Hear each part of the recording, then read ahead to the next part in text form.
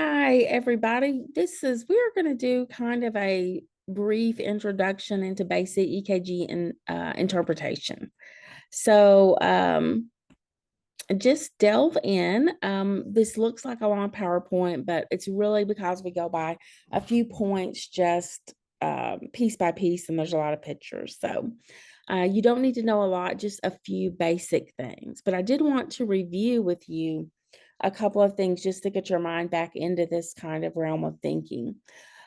Just to remind you, I know you know this, but there's the full cardiac cycle consists of the depolarization and repolarization, and that's what creates the waveform on the paper.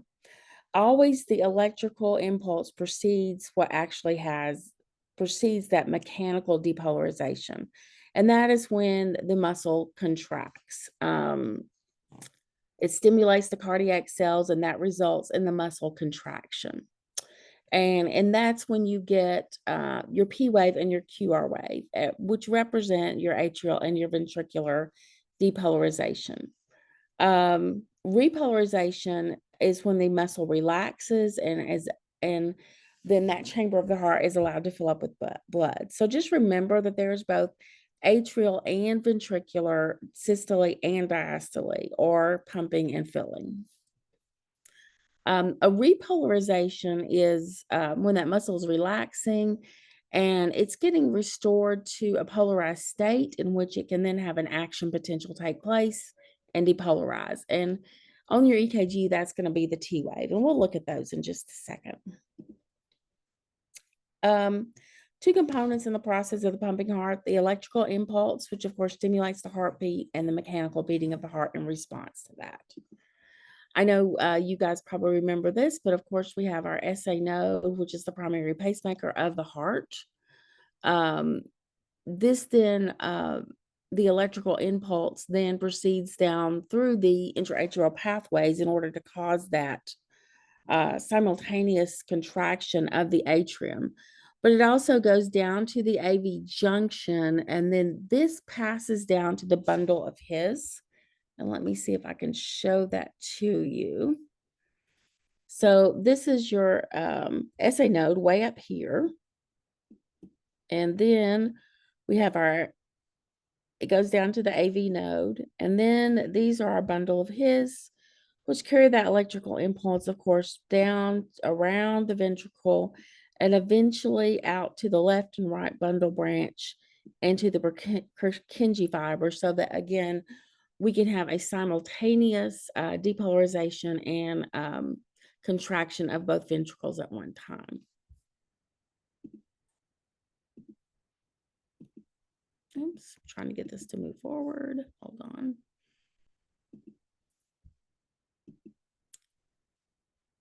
Oh, let me erase.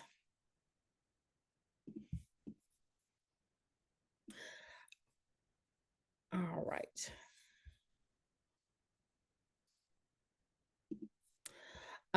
Inerrant rates. Three major areas of conductions. We have the SA node, which will typically have a rate of between 60 and 100 beats per minute. One thing to know is if the SA node fails, the AV node will take over, or hopefully that's what it's there for. Not only to conduct the electricity throughout the heart, but also to take over if the SA node fails. It has an inerrant rate of 40 to 60, while the ventricles also have their own inerrant rate of 20 to 40 beats per minute. One thing to remember when you're looking at EKGs, some of the things we're looking for are irritability and escape. So let's talk about the difference. When something becomes irritable, or a site in the myocardium, it often speeds up and then will take over as the pacemaker. It's not usually an inerrant pacemaker in the heart, but another group of cells or foci that are irritated along the conduction pathway. And typically, this is not something we want. And since it overrides that normal pacemaker, it will typically cause some tachyarrhythmias. The other thing that can happen is when you have your normal pacemaker, which fails or slowed down, then again, you will have the site with the next highest inerrant rate will take over. As we talked about, you will have the junction take over. or the AV junction or the ventricles themselves. And these are called escape beats or escape rhythms. They're not early, they're not fast, they're late, and they're slow. Just a reminder, this line right here is called the isoelectric line, running right along here. This is the baseline, that we refer to when we're looking at an EKG. We base our measurements and everything off this particular line, and also the direction of the beats off this line are part of what we are looking at as well. When you're measuring time, when you look on the graph paper, you'll notice the small blocks. These represent a representation of time across that horizontal, and the voltage is represented vertically. So each small block horizontally represents 0.04 seconds. So therefore, if you look at the large block of 5, which is typically how we measure, it's easier, but sometimes we count small blocks too. That whole large block accounts for 0.2 seconds, with each one 0.04 seconds. Voltage is measured vertically, with each block counting for 1 millimeter. You will not be doing a whole lot of this because this is more looking at ST elevation, and we're not going to really get into that. Your EKG waveforms, just as a reminder, the P wave represents depolarization of the atria. The QRS complex represents depolarization of the ventricles.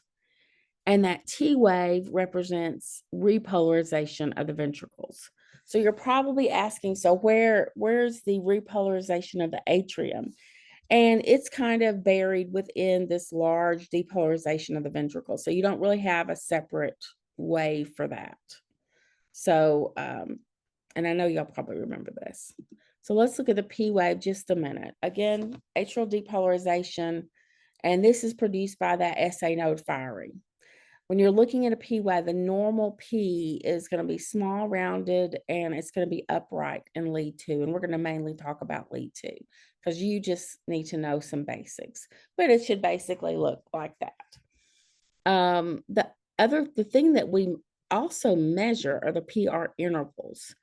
And that is measured from the beginning of the P wave to the beginning of the QRS wave, right in that circle that is showing.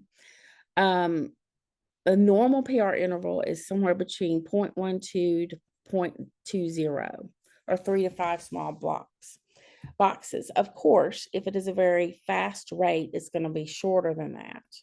And this really is representation of how long it takes for the impulse to spread through the atrium, the AV node, and get to the bundle of His and the Purkinje fibers. How long? Is there something that's holding it back and making it too long? And so that's one thing that we do measure. The next waveform we look at is the QRS complex, which is measured from the very beginning of the QRS to the end. It's usually should be less than 0.12 or less than 3 small boxes. And this is representation of the time it takes for that depolarization to spread throughout both ventricles. So it should happen pretty quickly. Lastly, and this is really important in the psychopharm world, is the QT interval. And this is the time from the beginning of the Q wave to the end of the T wave. And so sometimes this can get long. If the ventricular repolarization takes longer than normal, this will increase the length of time in which the ventricles are vulnerable, meaning they're vulnerable to arrhythmias. And this vulnerable period is on the downslope of that T wave. So if it gets too long, you increase that vulnerability, and you have a greater chance of what we call an R on T phenomena.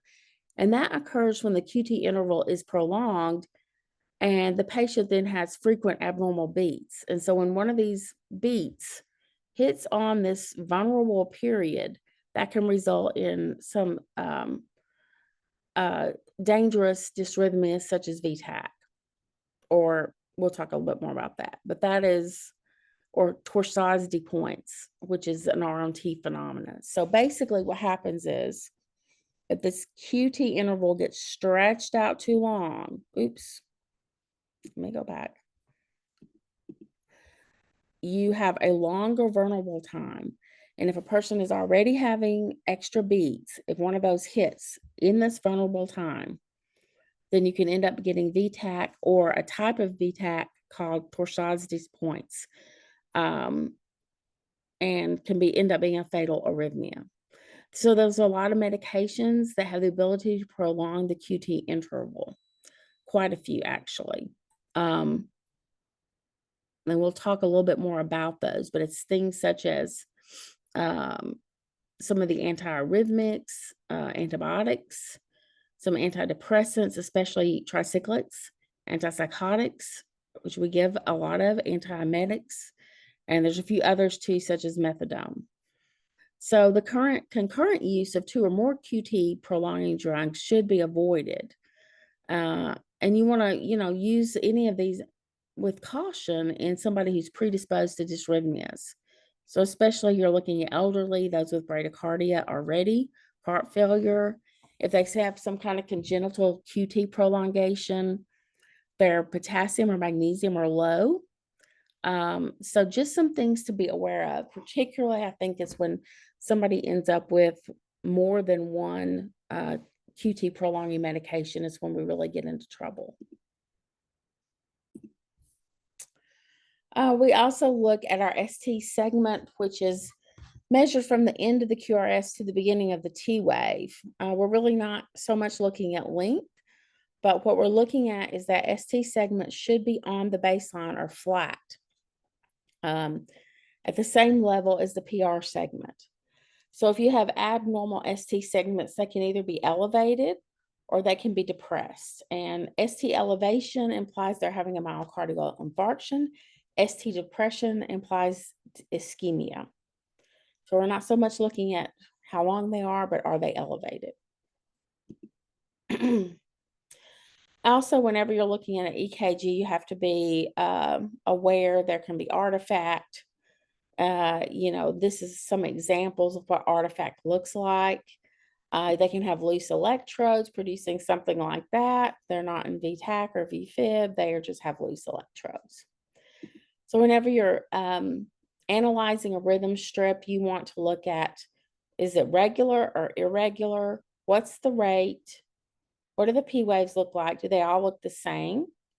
Does every QRS have a P wave before it? What's the PR interval? Is it consistent? In other words, is the PR interval consistent amongst each QRS? If the PR interval is 0.16, is it 0.16 on the next beat and 0.16 on the next beat? You always want to look at your QRS complexes to see if they are extra wide, and then your QT interval to make sure that it is not prolonged. And then we're also looking for any extra beats like we talked about from a irritable foci in the heart.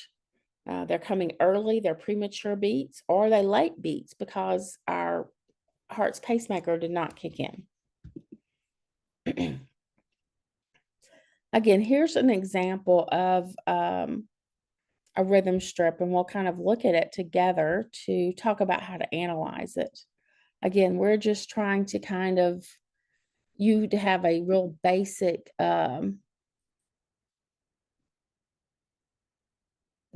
understanding of what this looks like. We want to look at this first. Is this fast or slow? And we're going to talk about rates just in terms of on a 6-second strip. When you look at a strip, I think the other one's hidden right here, but between each of these little pink lines running up and down here, that accounts for 3 seconds. So 2 of those pink lines is 6 seconds. So you're going to take the number of QRS complexes, and if this is a 6-second strip, in a minute, that would be times 10. So if we look at this, we have 1, 2, 3, 4, 5, 6, 7, 8. So this is roughly 80 beats per minute. And then we want to know, is this regular or irregular? And the way to tell is to see if there's the same space between the QRSs. I mean, these look very regular. If you did them out, they just come one right after the other. I kind of messed up on that one, but they just kind of keep going. And they look very regular. And there's no irregular. There's nothing, there's no extra beats. Um, there's no late beats. And then we want to look at the P waves. Do they all look the same? Yes. Is there one P wave for every QRS? Yes. Do they march out just like that? Yes. They're all the same. And then the PR interval, of course. If you look at this one, let's see what this PR interval is. So it appears to be about 4 small blocks. Remember, each one is 0.04, so that's 0.16, and that's within the normal range. And if you look at them, do they all look the same PR interval? Yes, they all look roughly this very close to the exact same PR interval. So that's good. QRS. How long is that QRS? This one's hard to see, but if you look at it, it's probably roughly 0.08, and they all look about the same, 0.06 to 0.08. There's nothing extra, and they all look the same. And then your QT interval. This one, let's measure it. I went a little bit too far, but that is roughly 4.8. About 8 to 9 blocks, so about 0.32 to 0.36, and so that's within normal range. So this looks like a very normal rhythm strip.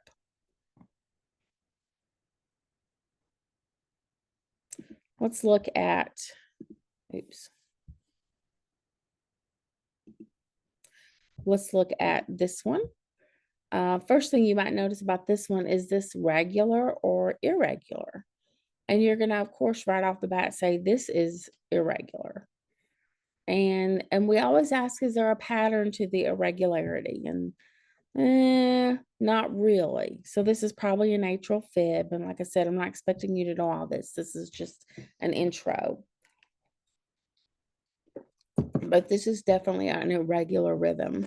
And if you look at it closely, there's really no discernible P waves that you can tell are doing anything. Because remember, if they are conducting, they're going to be right before the QRS. They're going to be the same.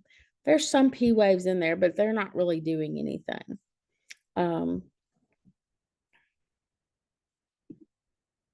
Here's another one. Let's look at this one. This is also irregular, but what you're going to see here is this has a pattern of irregularity. And I'm not going to get into exactly what this one is, but there is a pattern to it. You have a beat, and then you have a beat, and then you have basically it appears to be a skipped beat. So there's a pattern to this irregularity, and that's something you want to note. In this one, again, there's no pattern noted at all. The other thing you want to note is that there are extra beats. You always are looking, even if there's extra beats, you still go back and you want to look at the underlying rhythm. The underlying rhythm, we can look at these three. The QRSs are, oh, wait. Sorry.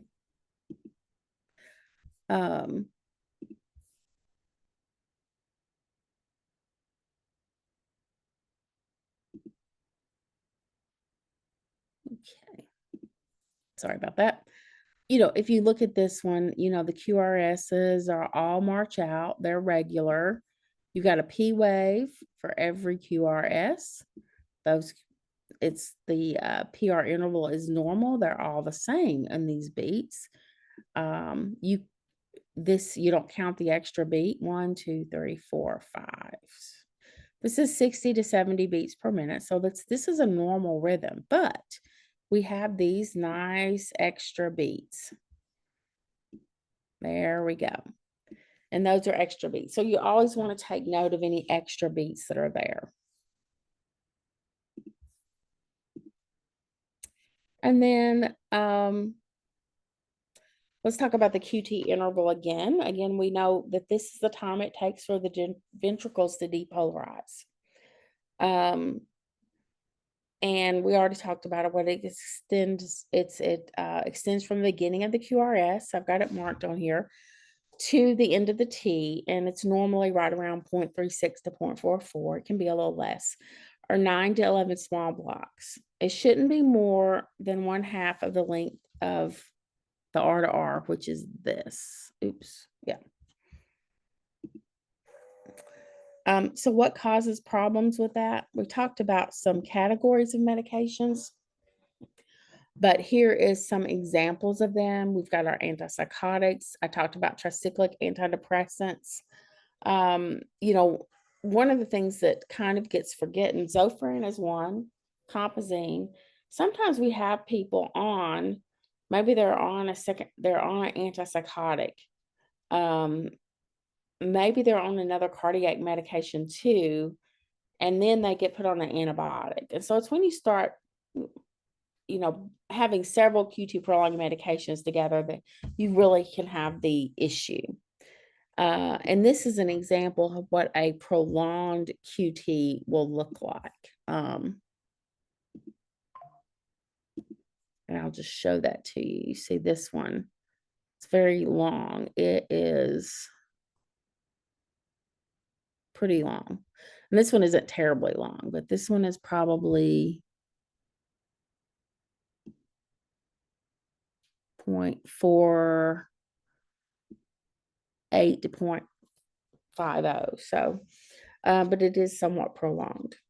And it's really the longer prolonged it is, the more dangerous it becomes.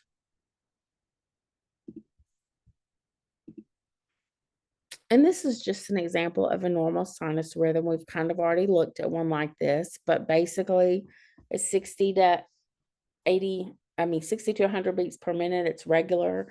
There's no extra beats. There's no early beats. There's a P wave for every QRS. The PR intervals are normal and consistent. And you have a normal QT interval. Everything is normal. A bradyarrhythmia, if a sinus brady, it has all the QRS and all that is consistent. However, it's just slow. And you want to the biggest thing to know if someone's bradycardic is, are they symptomatic? Some people, especially older people on certain medications, run slightly bradycardic.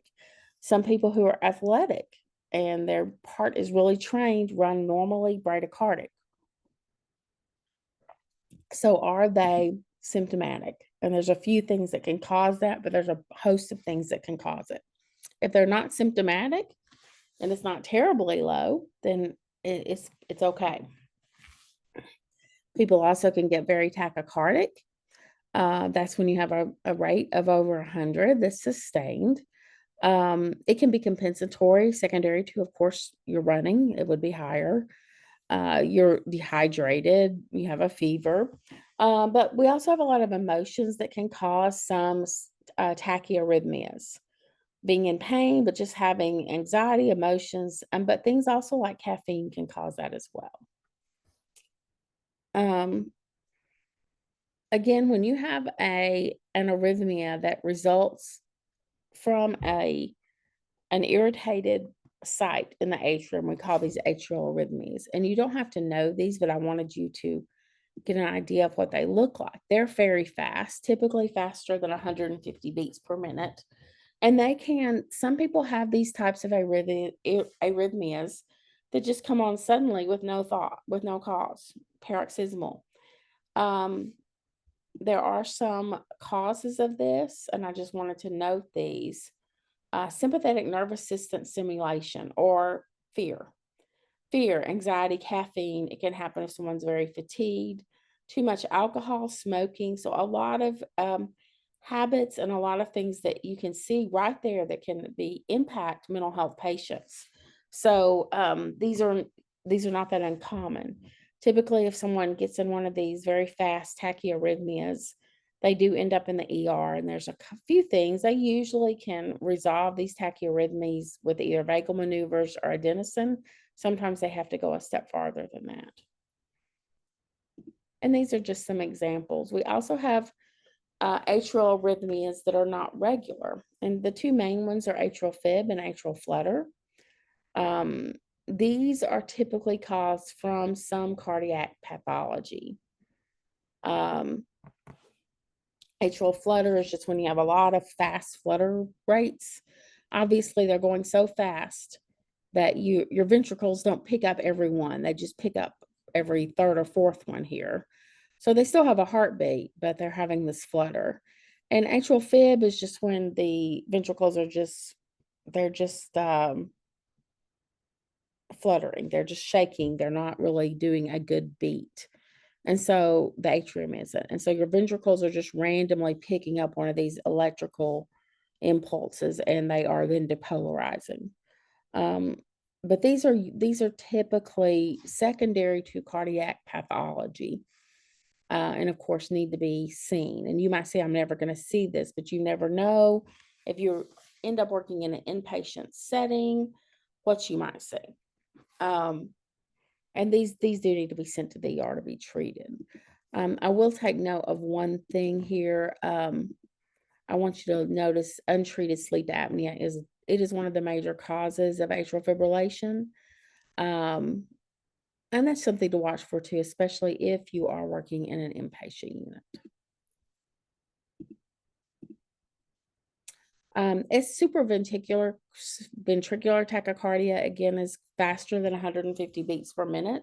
Basically, we don't know exactly where this irritated area is. We know it's somewhere either around the node or the atrium or somewhere in the junction. All we know is that it's above the ventricles, a place that's why it's called supraventricular. They do have normal QRSs. Hard to distinguish, the P waves usually. And again, it is treated. This can occur paroxysmally. It can occur secondary to some pathology, but it can also occur secondary to some things that we talked about earlier, like anxiety, caffeine, some things like that. Of course, we have our big bad ventricular dysrhythmias. Um, we know it's coming from the ventricle if that QRS is wide. If your QRS is wider than 0.12 and you have extra beats, you know those extra beats are coming from the ventricle. If you look at this one,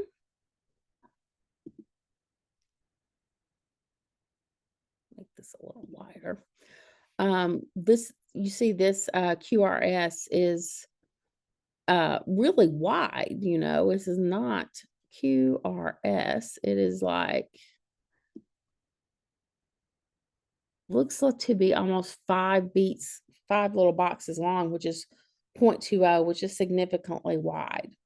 So when we see this extra beats, you'll notice over here we have a fairly normal rhythm going along here. The P's are normal. There's one for every QRS. These QRSs are normal in width. They're not super wide. Our QT interval looks normal. This is a fairly normal looking rhythm. However, they have these big extra beats, and these are premature ventricular contractions. They're wide. They look different than the other QRSs, and this is from a irritated clump of cells in the ventricle causing some irritability. Let's go to the next one.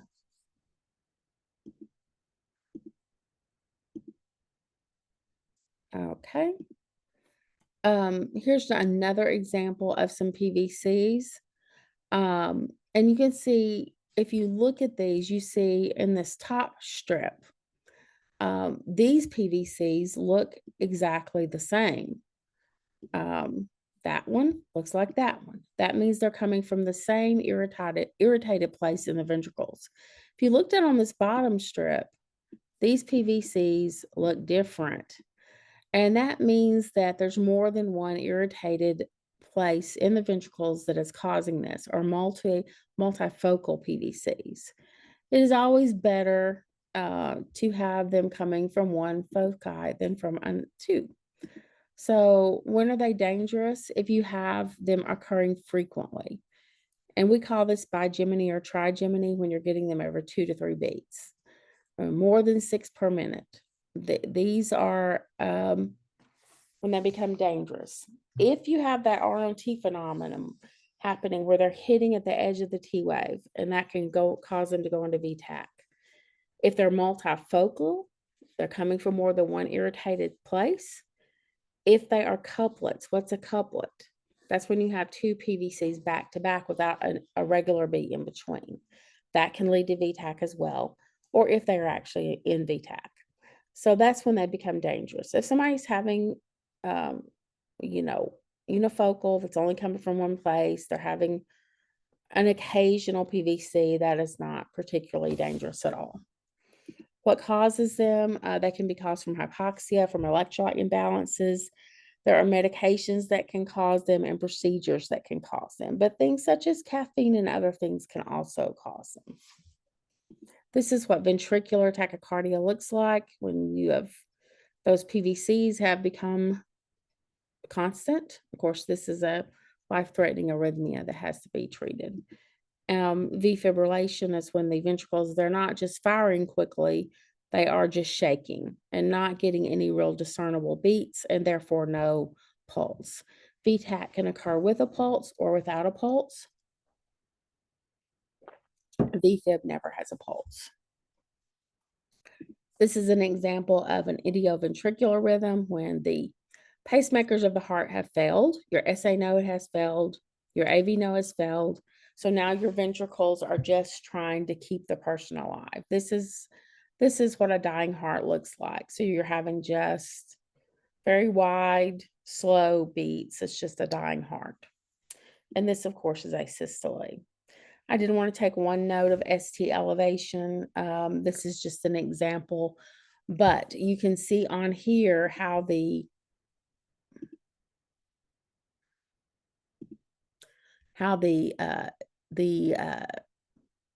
S wave it does not come back to baseline. You'll see right here, you're going up and then it goes way up here and then goes up. These are all examples of ST elevation right here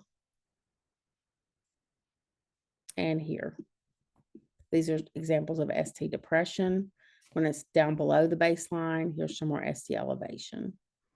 So if that had come back to baseline and then gone up like that, it wouldn't have been ST elevation, but it did not return to baseline.